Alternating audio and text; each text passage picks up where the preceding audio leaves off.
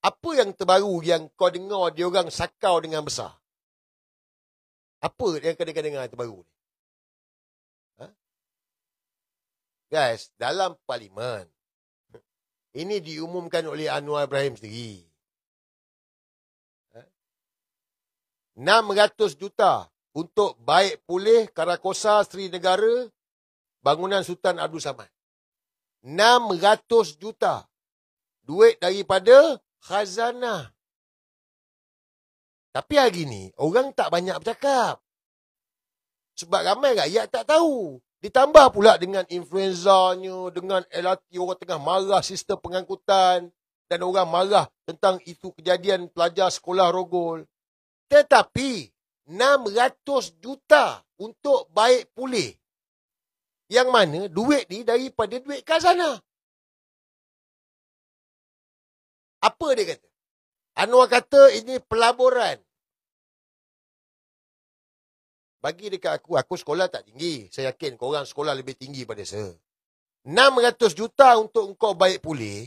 Kalau kau kata pelaburan, bila kau dapat return balik? Sebab semua tempat-tempat tu, tempat-tempat free, bukan bayar pun. Korang nampak tak macam mana mereka sekarang ni? Jadi, ini saya punya pendapat. Influenza ni, dia ada benda lain dia nak buat. Nanti saya sambung lagi. But, ini satu cerita. Ya, supaya kita bercakap. Tapi kes rogol, sistem pengangkutan ini, semua untuk melupakan tentang yang matlamat mereka nak sakau ni. 600 juta. Duit khazanah. Saya nak bagi korang dengar ni. Dan korang fikir. Dia kena dengar, kena fikir lah. Dengar apa dia cakap. Kalau tak dengar, tak fikir, tak boleh. Mana video dia? Ni. Sekejap.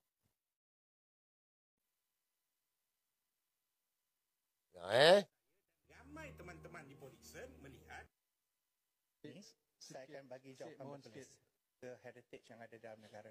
Tapi yang pentingnya ia juga adalah landmark yang akan menarik daya tarikan pelancong bila datang ke sini. Ya. Dalam usaha khazanah untuk memperbaiki bukan sahaja bangunan Sultan Abdul Samad, Karakosa dan Seri Negara, tapi distrik culture yang ada akan menjana juga ekonomi yang ada di dalam tu. Ini akan menolong position Malaysia dan juga negara di masa depan. Ini saya akan bagi penjelasan. Ia juga adalah landmark yang akan menarik daya tarikan pelancong bila datang ke sini. Ya. Dalam usaha khazanah untuk memperbaiki bukan sahaja bangunan Sultan Abdul Samad, Karakosa dan Seri Negara, tapi distrik culture yang ada akan menjana juga ekonomi yang ada di dalam tu. Ini akan menolong position Malaysia dan juga negara di masa depan. Bang. 600 juta. Kita fikirlah 600 juta. Engkau cakap boleh dapat pelaburan balik. Apa benda pelaburan sampai 600 juta renovation ni? Korang pernah buat rumah tak?